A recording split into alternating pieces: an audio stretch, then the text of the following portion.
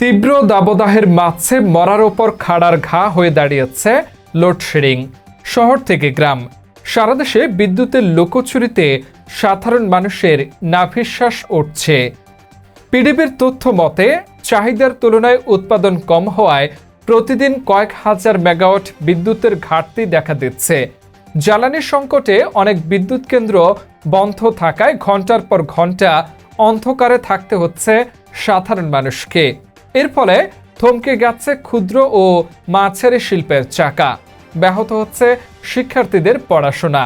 বিশেষ করে রাতের বেলা দীর্ঘমেয়াদী লোডশেডিংয়ে জনমনে তীব্র ক্ষোভের সৃষ্টি হয়েছে।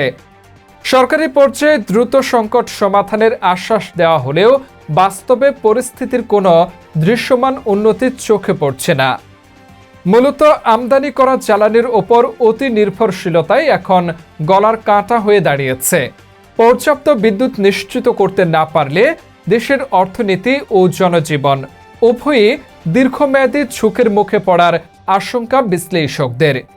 অন্ধকারে নিমজ্জিত দেশ এখন আলোর অপেক্ষায়।